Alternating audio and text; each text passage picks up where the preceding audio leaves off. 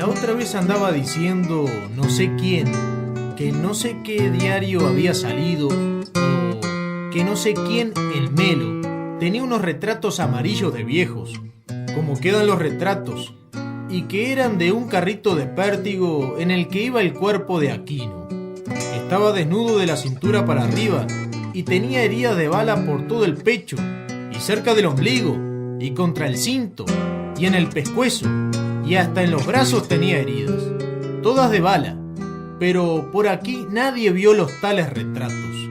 Así que no vengan con cosas, porque los que éramos gurises cuando él murió, y los que eran grandes también, y gente que lo conoció, porque aquí sobraba la gente que lo conoció, y hasta alguna vez capaz que tomó una caña con él, porque era hombre de darse con todo el mundo, siempre que no fuera milico, claro. Y aquí todo el mundo sabía que él tenía, que había mandado hacer en el Brasil, una bala de plata, que el revólver tenía un agujero en la culata, mandado hacer también, y que él guardaba allí adentro aquella bala, y que se sabía, aunque él nunca hizo mención a nadie, que aquella bala era por si un día se encontraba rodeado, y veía que no se escapaba. Entonces, antes de entregarse, él ponía aquella bala en el tambor y adiós. Por eso es que Rubito, que fue de las épocas nuestras, dice en el canto: y una noche de tormenta la muerte lo fue a buscar, y fue con su misma mano con que lo pudo matar. Así que no vengan con retratos ni cosas, solo que después de muerto, los milicos, que son capaces nomás, lo balearon para aparentar que fueron ellos los que lo mataron. Pero todos sabemos que Aquino se mató él mismo con la bala de plata. Capaz que Rubito, que andábamos en los mismos años y no vivíamos tan lejos uno del otro, lo oyó también de don Julio Carballo, que había sido milico y ya estaba retirado. Y él era el que contaba de la bala y decía que sabía mejor que nadie porque él había sido de la partida que lo prendió a Aquino. O mejor dicho, que fue a prenderlo al rancho de Rincón de la Urbana, cerca de Melo, donde estaba viviendo escondido, aunque andaba por todos lados, iba a pencas y todo. Y decía don Julio del famoso mañador, y que justamente fue él, porque el comisario lo mandó, el que tuvo que contar los nudos del mañador, y decía que como era de noche tuvo que contar tanteando, porque en el rancho estaban viviendo Aquino y Franco, el compañero de toda la vida, y Melgarejo y la hermana, que Aquino se había juntado con ella.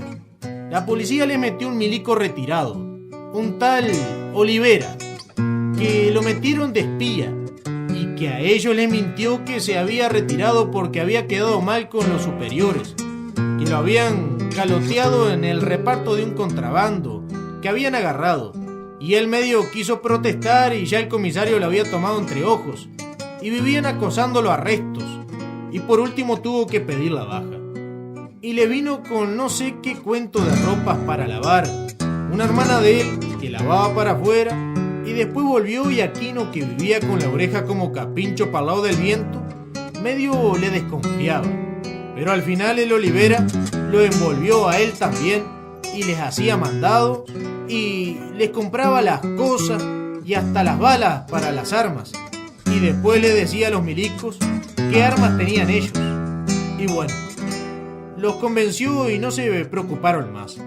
Fue él el que dijo cuántos vivían en el rancho, pero como a veces llegaba gente amiga, que aquí no tenía amigos por todos lados, él fue la misma tarde que la policía iba a avanzar el rancho de noche, y a la salida, en el pedazo de mañador que tenía la portera para cerrarla, fue y hizo unos nudos a uno por cada hombre que había en el rancho, sin contar la mujer, que dice que en la pelea le cargaba los revólveres a Aquino y que al final peleó a la par de él. Esa noche el comisario que mandaba la partida, un tal González, que era un viejo amargo y que le tenía unas ganas bárbaras a Aquino, fue y lo mandó a don Julio Carballo, el que les nombré, a que contara los nudos que había quedado arreglados con Olivera.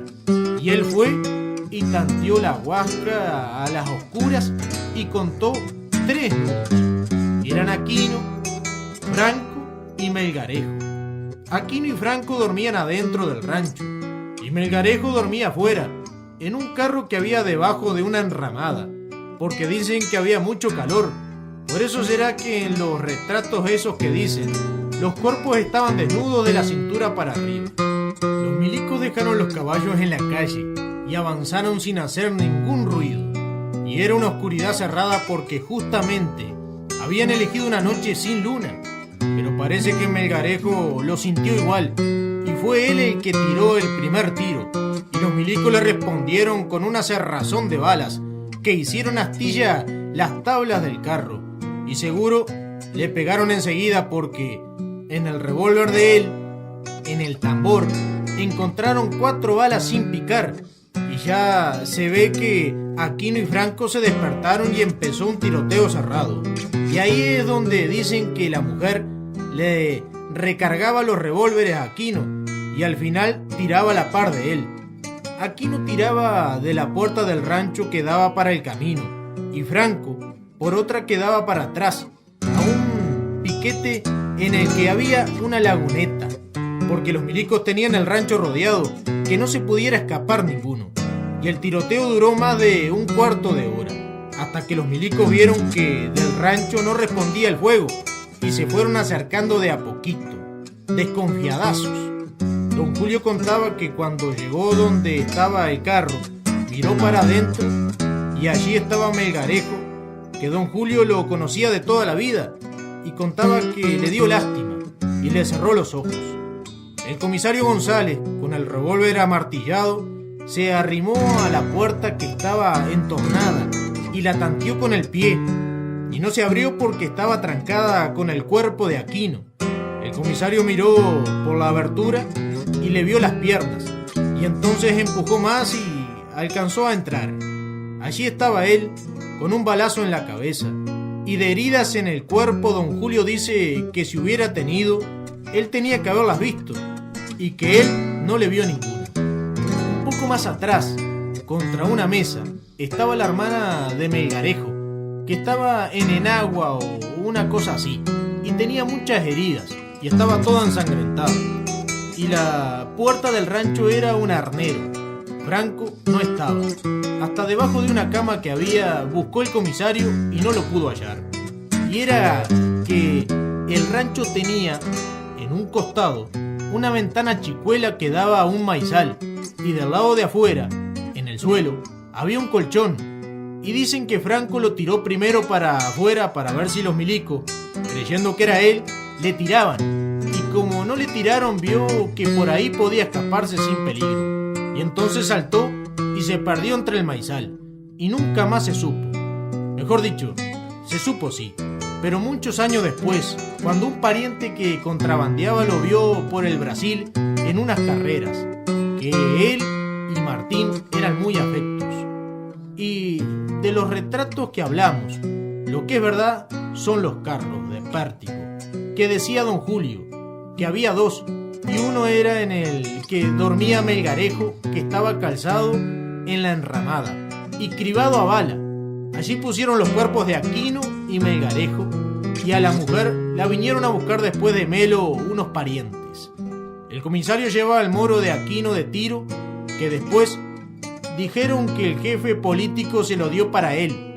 Pero, como le digo, de las heridas en el cuerpo, don Julio dice que en Aquino, lo que fue él, no vio ninguna, lo que hace más cierto lo de la bala de plata. Él cumplió su palabra, y antes de entregarse a los milicos, se mató con su propia mano, como dice Rubito en el verso.